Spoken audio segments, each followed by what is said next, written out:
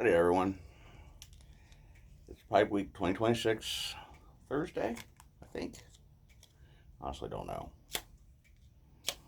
Today, in my Dr. Graybo, if I get this match to light, I'm going to have a little Prince Albert.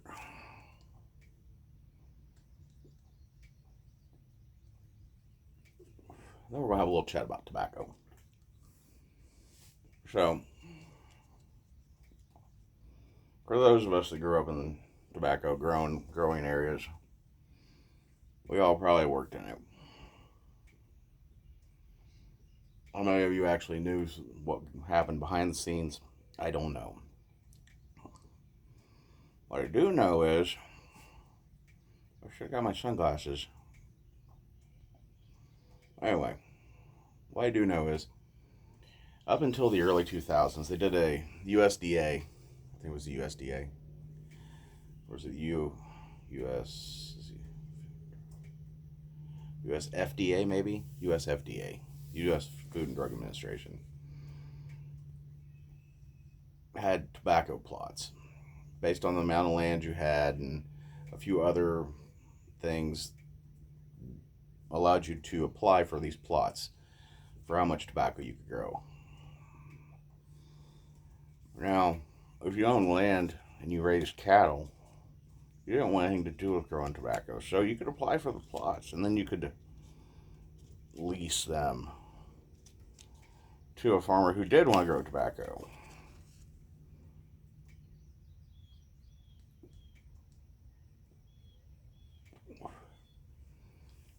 And then he would increase his potential yield. The plots told you how many pounds you were allowed to have and how many acres you were allowed to grow. So you were given 15 acres, you were allowed to grow a certain number of pounds based off the 15 acres. Now, here in Indiana, southeastern Indiana predominantly, we grew predominantly burley tobaccos. Two different types. I don't know the difference when it goes to market, what they use it for. I just know it's two different types. They were both burley. One was a little bit lighter than the other.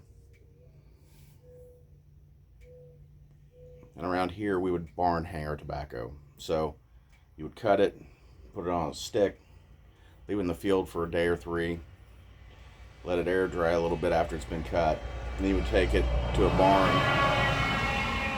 and you would hang it. And you'd leave the barn open. And this would carry from cutting season all the way up until sometimes spring. Depends on how moist the air is. And then when it gets to close to the right temperature, you would seal the barn up. You would close all the doors and any of the windows and the openings, and you would seal it up when it got to the right moisture level or close to it. And you would leave it that way until you got somebody who could press it for you if you didn't have your own press. And you would make these big, giant, massive bundles. Then from here, if you had enough to haul your own, you would load up your truck and you would take it down, truck and trailer. If you had more than your average person, you could rent a semi to load it up onto to haul it. And then you would take it down south somewhere to one of the tobacco markets and they would sell it. To get from start to finish is a long process. And a lot of people don't know about it just because they weren't ever around it. So for tobacco, you start with seed and then you make what they call hotbeds. You do it in winter at some point, usually early winter, maybe middle winter. You burn off the ground and then you set the seed in there and you pile straw around it. And you can also do it the way it was done around here was you would build a raised wall hotbed and you would put your seed in styrofoam trays, one seed per pocket, and you would put straw on top of that and around the walls. And then the lid was basically a greenhouse top. It was vinyl or poly sheeting that was clear, slanted so the water and snow would run off. And the heat from the sun would keep the inside of the box warm enough to prevent the seed from dying, and it would germinate. And then that would go on until spring. And in spring, when the plants were appropriate size, you would take them out and you would split them up and put them into their own little individual pockets in a styrofoam tray to use on a setter. Because there would be a lot of clumps of tobacco sprouts. And then once you split them up, you put them in their trays, they would put them in a water bath. And they would soak and float in the styrofoam trays until they were ready to be used, which was usually a couple days, a week maybe. And then the people that were doing the setting, which was always old timers, parents and grandparents' age. The young kids got the hard stuff. The old folks got the easier jobs. There was usually a kid on there that was running trays back and forth. But the setters were kids or adults. And they would have little seats. There's a little wheel. Had a bunch of little cups, I guess you'd call it. You would take the tobacco plant out of your tray. You would set it in one of those little cups. As the wheel spun, it would dig a little divot and set the plant in it and move on to the next one. And you would have 4, 6, 8, depending on how big the planter was, or setter. Anyway, once that's done, the tobacco's in. Next time anybody's going to deal with it's when they're out there a month or so in to its growing seasons doing hoeing. Basically, you're de-weeding the crop. And you go in, you hoe in between the plants, you hoe the rows. If you find any vines, morning glories love to get in tobacco patches. I don't know why. Morning glories everywhere. Anyway.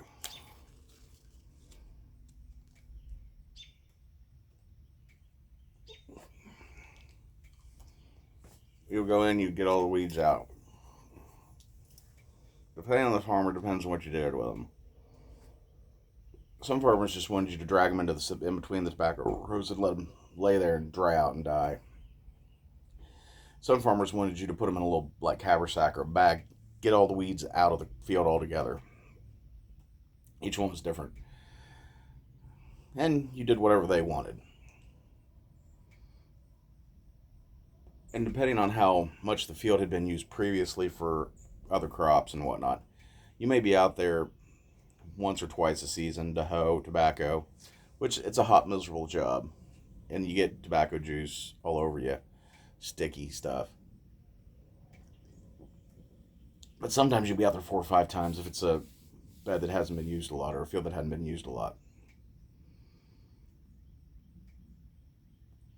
You go up and down each row, in between each plant, carry a sharpening stone with you, because you got to sharpen your hoe every so often because it gets dull quick.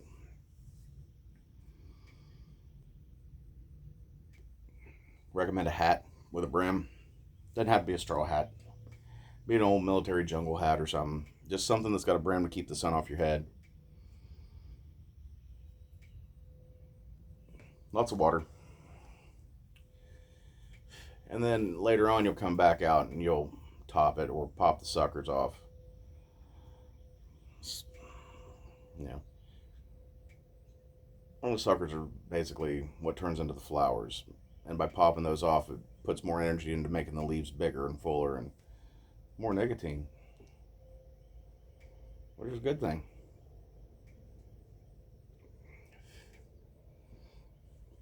Sometimes if it gets really bad, they'll send people out to get tobacco worms off.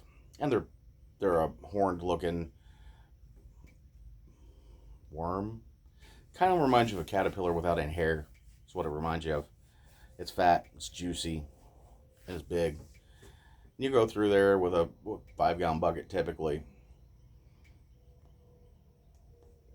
And a lot of farmers, they would put kerosene in the bottom of the bucket, diesel fuel, gasoline oil mix, soapy water.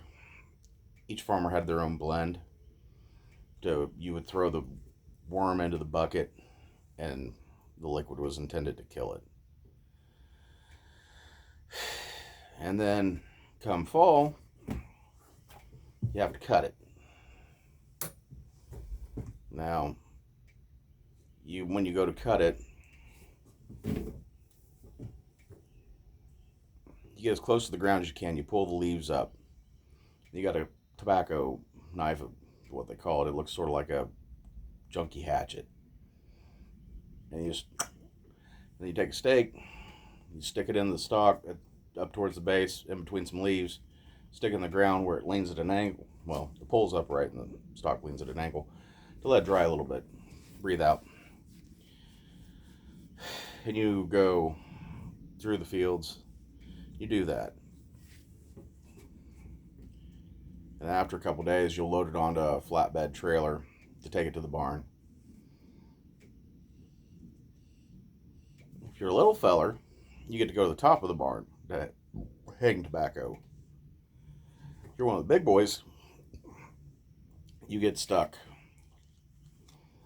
somewhere in the bottom or in the middle tiers because you're picking up more weight. You're moving more stuff.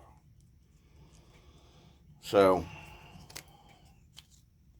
I want you to be able to hand it up. I want you handed it up. Whoever's in the top climbs up as high as they can go, and they lay it across slats, boards, and it'll hang in there.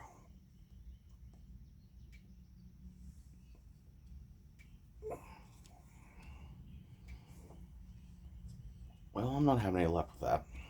Anyway, it'll hang in there for 3, 6 months, sometimes longer. Depends on the humidity. And then they'll get it out to market. Now,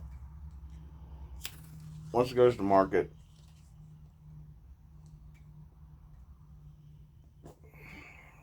Lord knows what happens to it.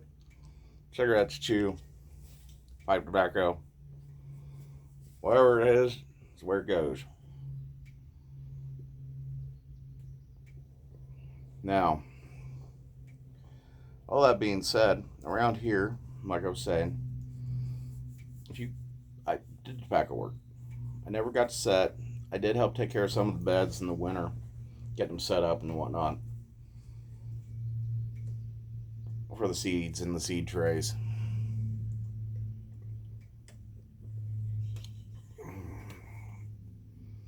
Did a lot of hoeing. Did a little bit of cutting. Usually when the cutting was going on was school time, so could only cut on weekends. A lot of the older kids that, well, I say older, a lot of the seniors and such that were cutting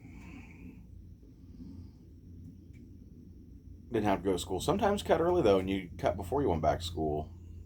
Sometimes you cut in August, but very rare. Early August, I should say.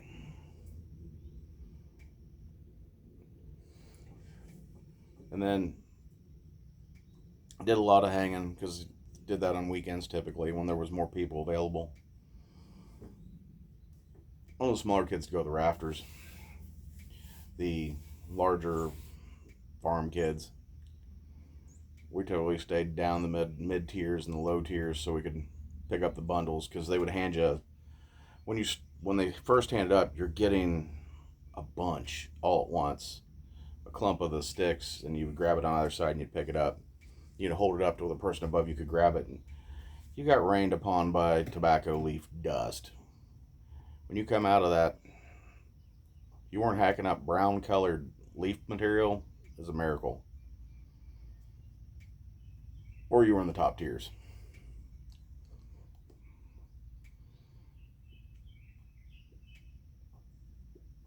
Never did get to do much of the, what do they call it? Stripping. Typically when stripping was going on, I was not around. Did a little bit, but not much. On stripping's where you grade the leaves out, you split out before you put it into bundles. And you have your big leaves and your little leaves and everything in between, and a number of holes from the worms, and you grade it and tops. It's a mess, and it's stuff that I've long forgot about.